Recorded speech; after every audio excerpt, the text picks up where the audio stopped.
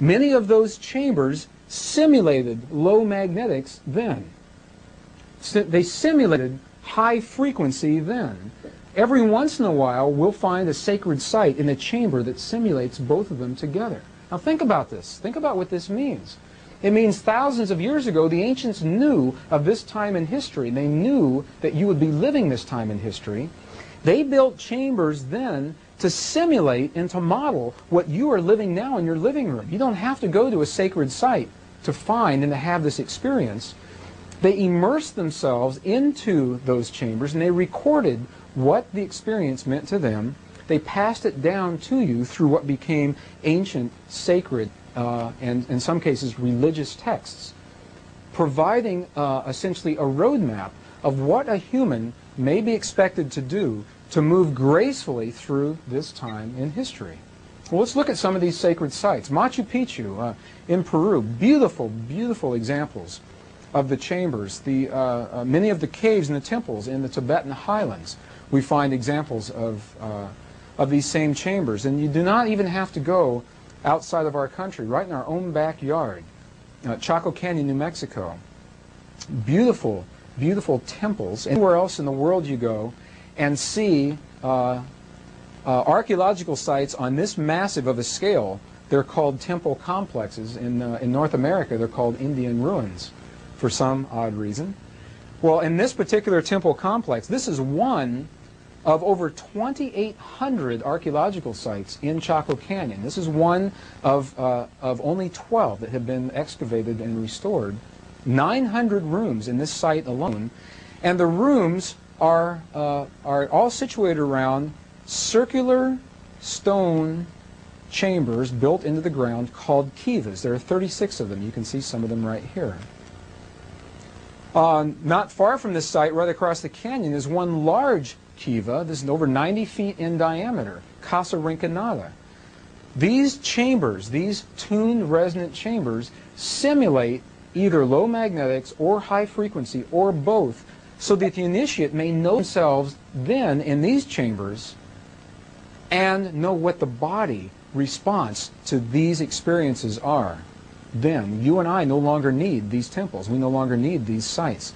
This is a beautiful image of a restoration from inside of a kiva in northern, by Aztec, New Mexico, northern New Mexico. Look how Egyptian this looks. Whenever I see these images, I always think of an Egyptian influence here. This is a restoration of what these used to look like 900 and 1,000 years ago is approximately where these are dating to. These chambers in sacred sites. Well, possibly the best known of these chambers in sacred sites is a particular chamber in the Great Pyramid of Giza. And when you look at these images, I put this in here intentionally, many people believe that this is the Great Pyramid because it appears to be the tallest. Some of the books on the Great Pyramid actually show this on the cover. This is not the Great Pyramid. The Great Pyramid is the one with the flat top in the back. Where we're sitting, it appears to be smaller. It's actually much larger than this one. And it's within this chamber of the Great Pyramid, in a very special chamber, the King's Chamber, the Chamber of Light, as it's called in the ancient texts, in a very special passageway leading up to that chamber, and in a very special box within that chamber called the sarcophagus. This is an image of the sarcophagus that was taken at night. It's illuminated from within. That many initiates in the mystery schools in our past simulated and modeled for themselves precisely what you and I are living in this moment right now. This is another image of this beautiful granite sarcophagus. The Tibetan records say that the man we know as Jesus of Nazareth completed his initiations in this chamber. If you have the opportunity to go and lie in this granite sarcophagus, there's a very good chance that you are lying precisely in the same place where Christ was just about 2,000 years ago, and many other initiates. Recent records are showing that Moses also had the opportunity to experience and to complete his initiation in this chamber before he led his people out of Egypt. So this is the granite sarcophagus. This chamber simulated then what you and I are living now, so that our experience would be, the roadmap, the path to our experience would be laid out for us if we had the wisdom to recognize it. And I believe that's what we're experiencing right now.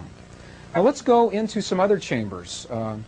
In Egypt, for example, traditional Egyptian history says that the temples of Egypt were built to worship gods. I just returned from Egypt a few weeks ago, and many of the tour guides are still saying that. They're saying that they were built to worship the gods of light, the gods of dark, the gods of war. Well, you know, the only people that really say that are the tour guides and some of the history books, because the Egyptians themselves in the temple walls and the mystery schools give us a much different story. And what they say is this. I'm going to use this particular temple to begin an example. This is the temple of Karnak. Just outside of the Karnak complex, there is a small temple that's generally closed to the public, dedicated to the body of a woman and the head of a lioness, whose name is Sekhmet. Sekhmet, S-E-K-M-E-T. Now, traditional Egyptian history says that Sekhmet was the goddess of war.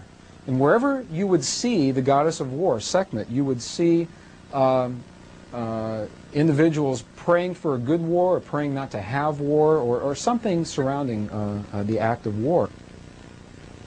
What the mystery schools say, and what the temple walls themselves say, is that this wasn't a temple built to worship anyone, that these chambers were built and dedicated to some aspect. They isolated some aspect of the human psyche, some aspect of the human personality, and the initiates had the opportunity to immerse themselves in this temple for some period of time to master that aspect of their lives. So, for example, Sekhmet, not the goddess of war, Sekhmet was dedicated to the warrior that lives within every human who has ever lived. The warrior within you. You know that warrior very well. You know how to use that warrior. Do you know when that warrior is appropriate? Your relationships will teach you the mastery as you have the wisdom to allow and recognize that appropriateness. The warrior within, the temple of Sekhmet. The temple of Isis in the island of Philae. This is a beautiful temple dedicated to two different aspects within the individual. The aspect of fidelity, which has many different meanings in many cultures. Fidelity to oneself, fidelity to the truth of one's path in life. That was one aspect of the temple of Isis. And the love that comes from that fidelity. Conjugal fidelity, the fidelity to commitments made to another in conjugal agreements. Beautiful temple complex, very well restored. We just recently returned from this particular temple. The temples of Hathor. This is interesting. I'm going to spend just a few minutes on this. Throughout Egypt, until recently, whenever you would see Hathor represented on a temple, you would see it like this. The face would be smoothed off and erased and taken away. When the Coptic Christians came through this part of the world centuries ago, they didn't like what Hathor was representing in their belief system. They chose not to destroy the temples, simply to wipe the faces away. And you'll see this throughout Egypt.